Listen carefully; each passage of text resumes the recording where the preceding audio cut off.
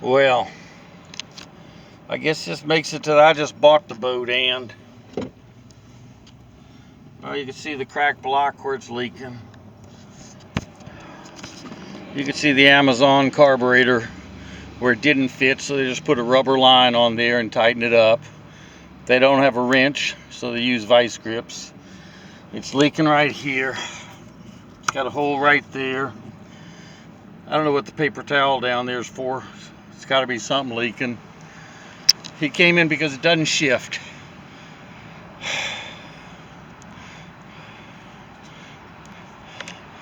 The inner shift cable is the original one from the factory. And you know that because it's been pinned right here. That means this is the cable that was put on this boat 30 some odd years ago. And the inner shift is the problem with it. Why it wouldn't shift is the inner shift cable's bad. We've sort of reworked this, but the cotter keys were boogered up,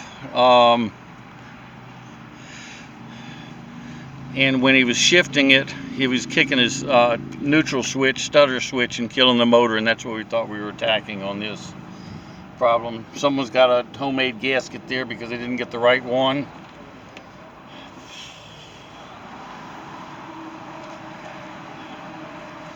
I think I probably covered, I guess that's a homemade gasket there too.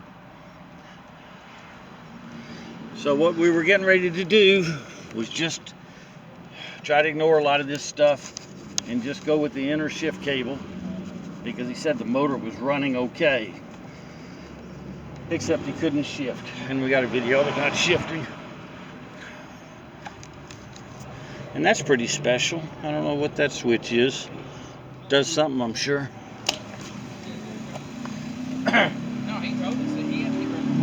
So we said we're going to pull the drive and put an inner shift cable. So we pull the drive, and I said we'll find out something interesting. We pull the drive. So there's all his drive fluid. It's got water in it, so there's none inside of his drive unit.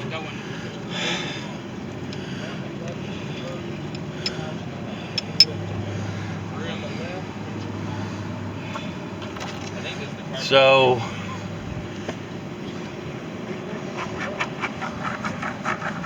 gimbal bearing is dry and probably worn out.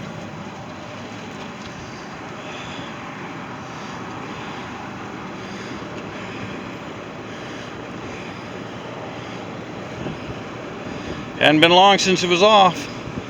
Look at that nice fresh grease right there.